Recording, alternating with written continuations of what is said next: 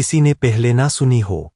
ये एक ऐसी कहानी है जिसमें समय, अंतरिक्ष और भावनाओं का एक अनोखा मेल है। सितारों के पार एक प्रेम कहानी।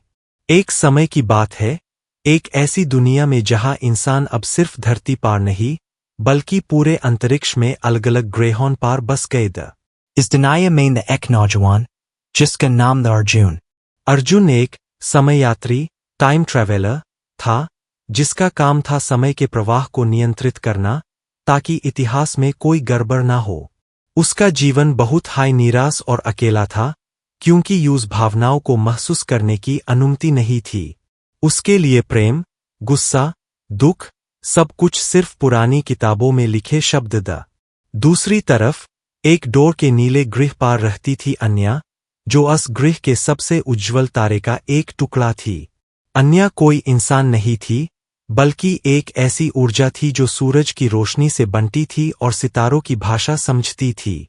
वो अपने गृह के सबसे सुंदर बगीचे में रहती थी और वहां के हर फूल, हर पत्ते से बातें करती थी। एक दिन अर्जुन एक बेड खतरे को ठीक करने के लिए अपने समय शिप से यात्रा कर रहा था। गलती से उसका शिप एक बेड, समय भंवर, टाइम वॉर्टेक्स में फंस गया और वो सीधा अन्या के गृह पार पहुंच गया। जैब उसका शिप अन्या के बगीचे में गिरने लगा, तभी अन्या ने अपनी रोशनी की शक्ति से यूज गिरने से बचा लिया। जैब अर्जुन शिप से बाहर निकला तो उसने पहली बार किसी ऐसी चीज को देखा जो उसके विज्ञान के नियमों से पेयर थी। अन्या ने उसकी आंखों में झांक कर देखा और तभी पहली बार अर्जुन ने कुछ महसूस किया, एक अनजाना एहसास, एक गर्माहट जो उसके दिल तक पहुंच गई। अन्या को भी उसकी मौजूदगी से एक अनोखी ऊर्जा मिली, जिसके जैसा उसने पहले कभी अनुभव नहीं किया था।